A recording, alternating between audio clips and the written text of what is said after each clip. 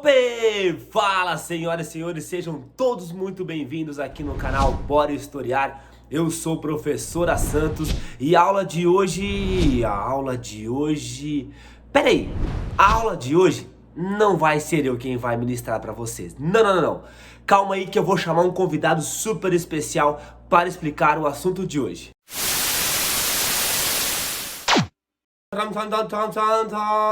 Agora sim, senhoras e senhores, um sheik árabe veio trazer para vocês informações sobre uma religião monoteísta que nasceu na Península Arábica durante o período da Idade Média.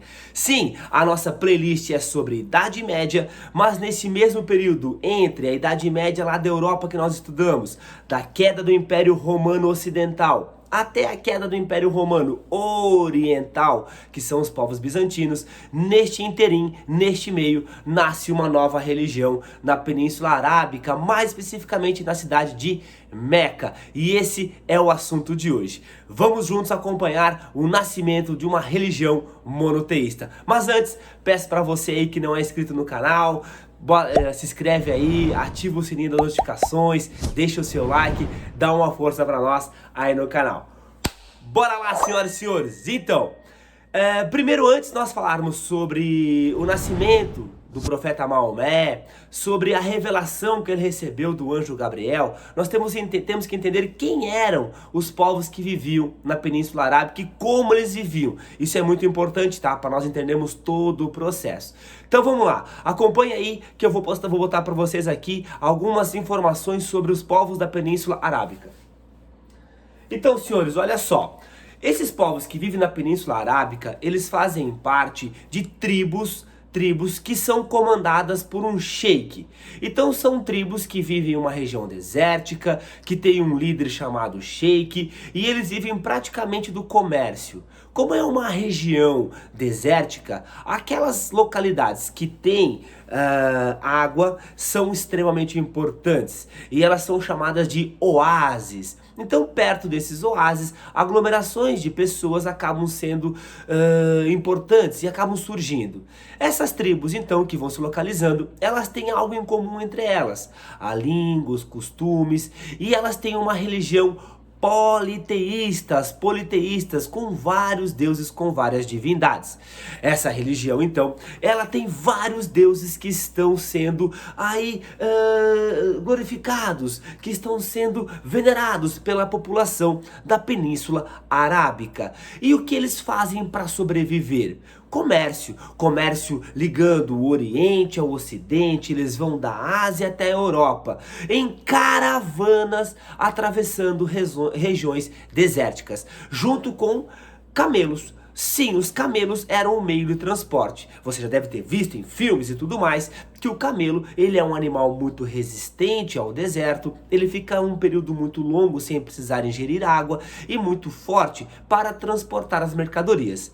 Esses pessoal que faziam esse comércio se chamavam beduínos. Os beduínos, então, são aqueles que fazem o comércio por essas regiões desérticas. E eles vivem em tribos isoladas. Dentre essas tribos, tem uma delas que é a tribo dos Coraixitas.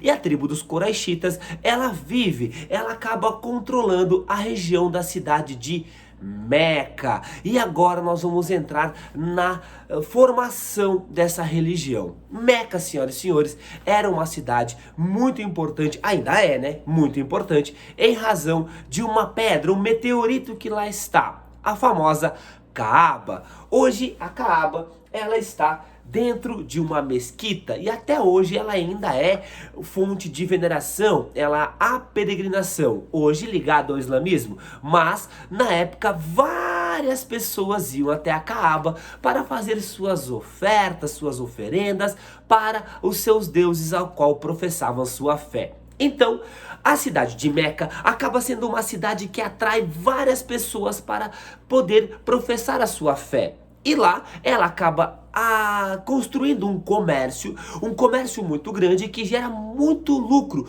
muito dinheiro para a tribo dos Coraixitas. Maomé é membro da tribo dos Coraixitas. Só que Maomé não teve muita sorte. Com 7 anos de idade ele fica órfão. E ele fica órfão e o seu tio acaba tendo que assumir a responsabilidade por esse menino de 7 anos. O tio de Maomé é um comerciante, então ele é um beduíno, ele faz comércio, ele está sempre em contato com culturas de sociedades diferentes. E Maomé acompanha o seu tio. Nessas viagens, Maomé tem contato com religiões monoteístas, ele tem contato com o judaísmo, ele tem contato com o cristianismo, e ele se mostrou um jovem muito fácil de aprendizado, aprendia as línguas muito fácil, entendia a cultura das sociedades em qual ele ia visitando com muita facilidade. Maomé então se transforma numa pessoa muito culta, um homem que tem um vocabulário muito bom, que tem uma oratória muito boa, um bom vendedor, assim como os beduínos eram. Ah, bom. Então Maomé, ele é contratado por uma mulher muito rica, que ela tinha várias caravanas, para Maomé ser o representante de uma das caravanas. Agora Maomé já não trabalha mais para o seu tio. Maomé agora tem a sua própria caravana e ele ganha muito dinheiro. Ele acaba sendo muito importante para essa mulher que se chama... Eu não vou acertar a pronúncia dela, do nome dela, mas é Cadila. Provavelmente eu falei errado o nome dela. Maomé, então, agora é muito importante. Ele é um comerciante muito conhecido. Eis que...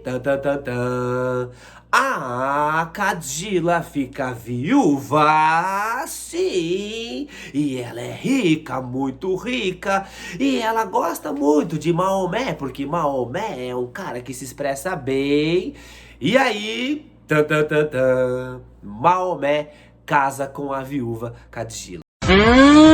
E essa mulher viúva era muito rica, agora Maomé também é um homem muito rico. Maomé, que havia nascido no ano de 570 depois de Cristo, no calendário cristão, se chamava Muhammad ibn Abdallah. Provavelmente eu falei errado também o nome do Maomé. Mas ele agora é um homem muito rico e ele não precisa mais trabalhar nas caravanas. Ele agora... tira tempo para ele. Sim, olha que chique, né? Ele agora pode meditar. Então ele se retira para fazer suas meditações. Em uma dessas meditações, eis que ele, anjo Gabriel, vem fazer uma visita para Maomé. Foi. E nessa visita, ele diz para Maomé: Maomé, recita. E Maomé toma um susto, meu Deus, o que aconteceu? O que está acontecendo comigo? E aí ele recebe um abraço muito forte, muito apertado do anjo Gabriel. E o anjo fala para ele: Maomé, recita. E Maomé ainda fica assustado com aquilo. E quando ele começa a falar, ele fala de coisas que nem ele sabia que sabia. E ele começa a falar coisas sobre uma nova religião.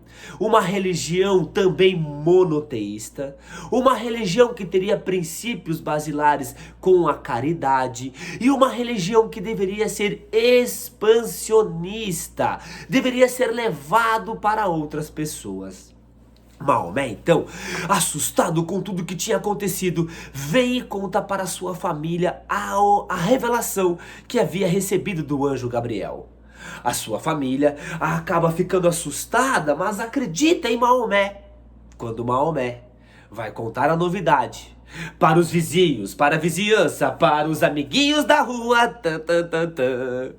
os amiguinhos da rua ficam enfurecidos com Maomé. Porque eles são da tribo dos Coraixitas. Eles ganham muita grana com as peregrinações que vêm para Meca, com vários deuses sendo agraciados. Agora, se tem um Deus só, automaticamente diminuirá o lucro dos Coraixitas. Então eles ficam muito, mas muito putos da cara com Maomé e diz: olha Maomé, se você falar mais uma vez sobre esses deuses de um Deus só, já era para você. Pipoco come no pé do ouvido. Só que Maomé não poderia ficar calado depois de ter recebido uma revelação tão poderosa como recebeu do anjo Gabriel. E ele continua falando, e continua falando, e a vida de Maomé agora está em perigo. Ele está sendo perseguido pelos próprios Quraishitas ao qual ele pertencia. Maomé precisa fugir de Meca. Atenção, atenção, meus alunos queridos do coração Gloob Gloob. Essa fuga de Maomé, quando ele sai de Meca para uma cidade vizinha chamada Iatreb, tem um nomezinho, e o nomezinho se chama Hégira. E é muito importante entender porque a fuga de Maomé para Iatreb, para uma cidade chamada Iatreb, se chama Hégira e marca o início do calendário muçulmano e marca o início do calendário islâmico. Agora então, Maomé não está mais em Meca, mas não foi por acaso que ele foi para Iatreb, porque Iatreb era uma cidade rival, eles não se davam com Meca, e quando Maomé chegou dizendo que havia sido expulso de Meca, o pessoal de Iatreb disse: fale mais sobre isso, por favor. E Maomé foi explicando tudo o que tinha acontecido com ele. Eis que a população de Iatreb acaba se convertendo ao Islã, acaba acreditando naquilo que Maomé havia recebido do anjo Gabriel, tanto que eles mudam o nome da cidade. Ela deixa de chamar Iatreb e passa a se chamar Medina. Medina, não esse Medina aí surfista, não. Medina, cidade do profeta. Então agora a cidade do profeta, Medina, acaba se unindo a Maomé e juntos formam um exército para voltar até Meca, invadir e dominar Meca. E isso acontece no ano 630 depois de Cristo no calendário cristão. No calendário cristão, eles voltam e eles acabam então dominando Meca. Agora Maomé é o líder de Meca e de Medina. Só que a religião que Maomé está iniciando, ela é uma religião expansionista, e Maomé consegue algo que era inimaginável para o período.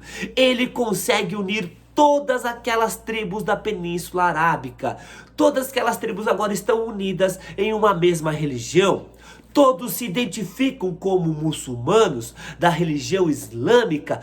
Todos eles agora estão unidos em uma fé. Eles já tinham alguns pontos de ligação com relação à sua língua, à sua cultura. E agora a religião os une. E o líder deles é Maomé. Maomé acaba fazendo esta importantíssima obra que é de unir as tribos da Península Arábica. Só que nós não podemos confundir o que é um islâmico, o que é um muçulmano, com o que é um árabe. Senhoras e senhores, não confundam. Árabe é aquele que nasce na Península Arábica, é uma questão de nascimento. Por exemplo, quem nasce no Brasil, brasileiro é. Quem nasce na Argentina... Não é isso que você pensou não, é argentino, tá? Ainda bem. Até um outro dia. Argentino é. Então, aqueles que nascem na Península Arábica, árabes são, mas nada tem a ver com a religião, que é uma questão de escolha. Ou seja, eu posso perfeitamente ser um brasileiro e professar a fé muçulmana, a fé islâmica. Eu posso perfeitamente ser um árabe e ser um cristão. Porque a religião é uma questão de escolha, não é uma questão de nascimento. E preste atenção nos nomezinhos que o Islã acaba ganhando. Falar que islamismo é a mesma coisa que muçulmano está certo. Falar que, por exemplo, o Islã é igual submissão está certo. Então quem segue o islamismo é um muslim, um muçulmano. Essas palavras, elas se equivalem. Tudo tranquilo? Tudo bem? Então agora vem uma parte triste da aula. Eu, o Sheik, vou ter que me despedir. Sim, porque ele, Mohammed, o profeta Maomé, vai morrer. e ele morre e deixa um problemão para que os sucessores da fé muçulmana possam resolver. Então, eu, Sheik Árabe, expliquei para vocês como nasceu o nosso Maomé, como nasceu a religião, e me despeço aqui. E daqui a pouco aquele bocó daquele professor Santos volta para dar aula para vocês.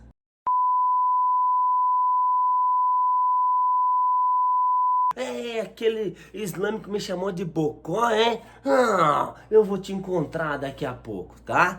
Então, senhoras e senhores, estamos de volta aqui. Vocês já viram agora com o nosso Sheik Árabe que nós temos uma nova religião surgindo neste período da Idade Média. Maomé então morre. Com a morte de Maomé tem um problema, porque ele não deixou dito, explicado em nenhum momento como seria a sucessão quando ele morresse. E aí há o primeiro racha dentro da fé islâmica, porque uma parte da Ummah é a comunidade islâmica, a comunidade muçulmana, uma parte da Ummah dizia que somente parentes de sangue, parentes consanguíneos de Maomé poderiam liderar a Ummah, poderiam ser os líderes, e esse líder ganha um nomezinho, é o imã.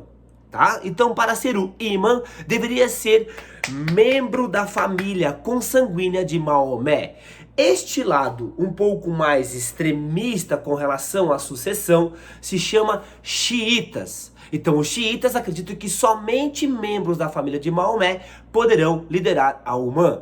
Os xiitas, eles têm somente um livro para professar. Veremos depois o livro que foi escrito quando Maomé morreu, depois que ele morreu, obviamente, que é o Alcorão, ou Corão. Eles professam a sua fé somente com o livro Alcorão. Do outro lado, parte da Ummah, parte dessa comunidade islâmica, falava assim, peraí, já está tudo resolvido. Maomé já resolveu tudo, ele é o nosso último profeta. Então não tem mais nenhuma necessidade de eu ter novamente membros da família de Maomé para receber nenhum tipo de revelação. Já está tudo resolvido, está tudo revelado.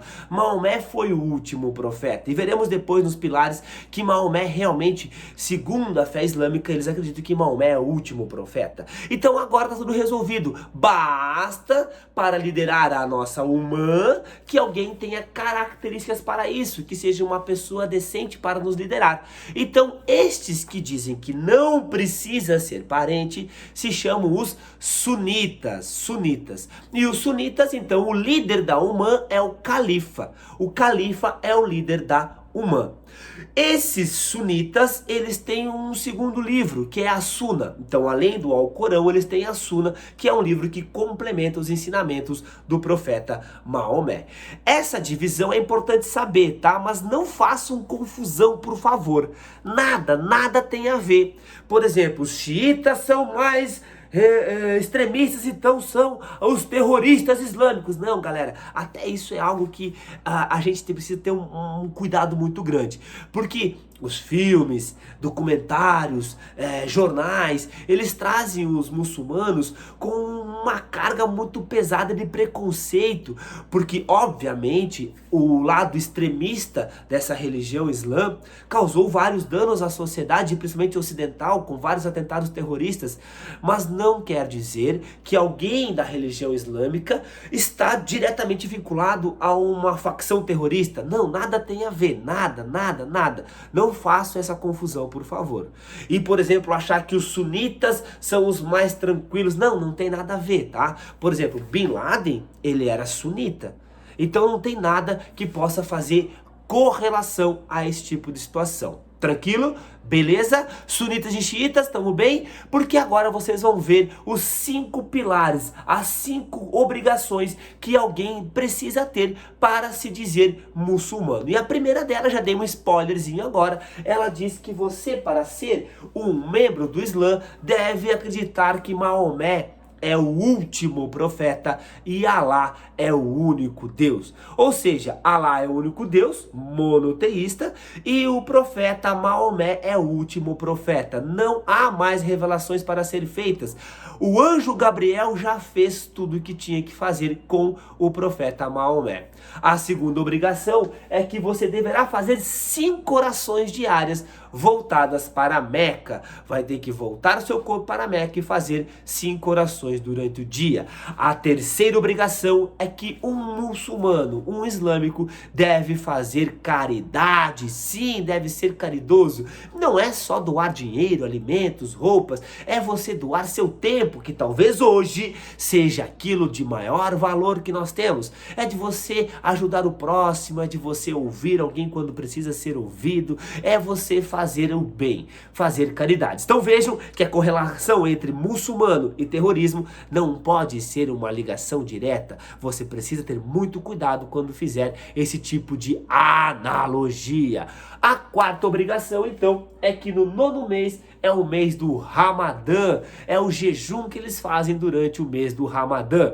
O jejum é durante o dia. À noite eles podem comer, mas enquanto há dia eles não se alimentam. É o jejum do Ramadã. E a quinta e última é que se pelo menos uma vez na sua vida você deve visitar a Caaba em Meca. Mas se puder, se tiver como, tá? É uma obrigação que você vai cumprir se puder visitar a Caaba pelo menos uma vez na sua vida. Agora falando sobre o livro do Alcorão. Maomé, ele não escreveu nada, ele recitou.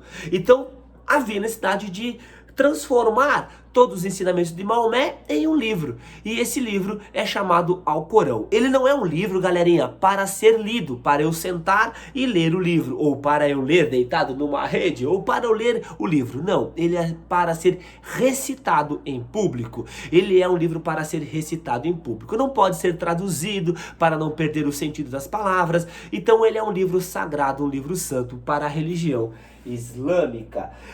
E dentre os ensinamentos de Maomé, um deles é que deveria ser expandido a fé muçulmana. E eles levaram isso muito a sério. Esse mapinha aqui nos mostra que durante Maomé ainda estar vivo, ele praticamente toda a Península Arábica foi conquistada. Depois que ele morre, essa partinha em verde aqui foi também conquistada até o ano 661.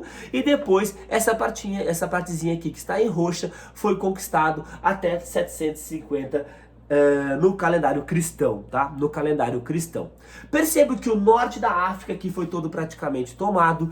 E agora, a parte que nós brasileiros nos interessa.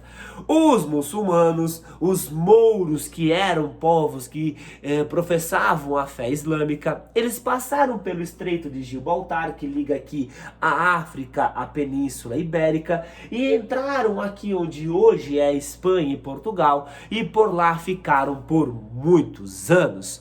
E eles só não entraram Europa dentro, porque como nós vimos lá na aula dos francos, eles foram barrados pelo Carlos Martel na Batalha de Poitiers. Senão, eles teriam entrado Europa dentro. Mas em história, o si não joga. Eles acabaram ficando na Península Ibérica. E galera, pode parecer que é assim, ó, poxa, os muçulmanos nos dominaram, eles fizeram mal para a gente, nas suas guerras santas, que são chamados jihads, nas jihads muçulmanas, eles nos fizeram mal. Obviamente que há essa questão de invasão e posse, mas uma característica dos islâmicos nestas invasões, nas jihads, foi uma tolerância religiosa. Eles não iam de forma impositiva, obrigando você a se converter ao Islã. Não, se você quisesse continuar sendo católico, no problem, continua. Eles só cobrariam muito mais imposto de quem não for da Ummah, de quem não for da comunidade islâmica. Então, você tem opção. Você se converte, você aprende, você estuda o nosso idioma, a nossa religião, e eu te cobro menos imposto. Se você quiser continuar professando sua fé, tranquilo, mas a carga tributária será bem maior. Então, por uma questão econômica, eles acabaram tendo grande adesão ao islamismo. Mas mais importante do que isso, lembra que os beduínos lá na Península Arábica tinham contato com várias culturas diferentes? Então o muçulmano, ele é um cara que tem contato com a cultura oriental, com diferentes formas de viver e com diferentes tecnologias. E ele trouxe então para a Europa, para a Península Ibérica, muitas, mas muitas inovações.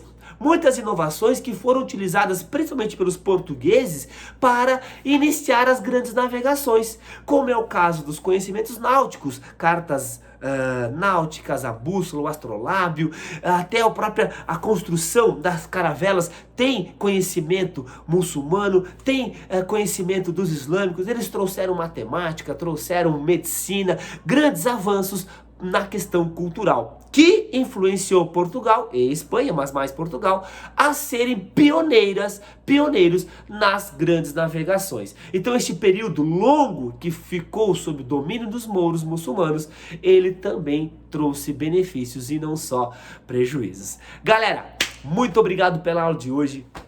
Fiquem com Deus, tenham todos aí bons estudos e nos vemos no próximo vídeo. Abraço!